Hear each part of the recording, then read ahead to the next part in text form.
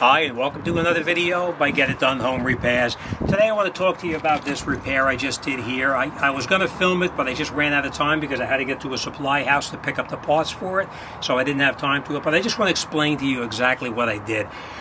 We had a gas leak here, and you could smell it occasionally as you walk past it.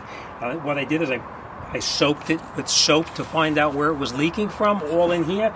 Actually, this is the old part right here. I soaked it to find out where it was leaking from, and it didn't show anything. So what I did is I pulled it up through the ground, through the decking over here, and I took some soapy water and I put it around this fitting right here. And as it turns out, it was leaking here, but it was under the deck that it was leaking, and it wasn't visible from the top. Everything here was not leaking at all. So what I did is I took it apart. Once I separated it, I found out that the previous person who worked on this didn't do a good job. You want to always make sure, don't assume that your plumber or whoever did a good job because they possibly used the wrong parts, which is the case here. You see how this one is tapered right here? That's not meant to screw into this type of a pipe right here. This is meant to screw into a tapered fitting that actually seals it off and stops it from leaking. So no matter how much Teflon or how much Pro Dope or anything you use on here, it's going to continue to leak.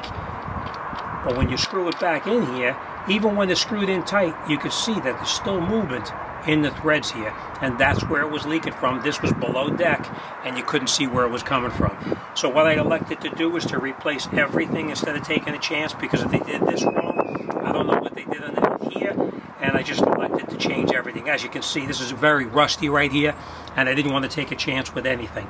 So what I did is I made sure we got the correct Teflon for it. There is different Teflon for natural gas, and you can't use the one that you use in plumbing, such as water on pipes and stuff like that. So we use the Teflon on the threads here, and we also use the Pro Dope around with the Teflon as extra insurance, and then we basically just duplicated this whole setup, put it together, and then we used our soapy water to make sure we had no leaks. And with soapy water, if there is a leak, you would see bubbles coming up, and there was no leaks whatsoever.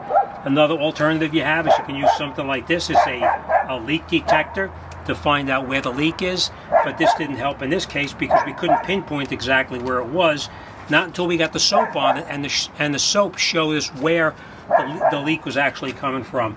All right, so I just want to point out, don't always assume that your plumber or the handyman who did the job before for you did the job correctly, because in this case it was not done correctly, and this is extremely dangerous because it was directly under the grill. If you would have had an ignition, it would have been really pretty bad.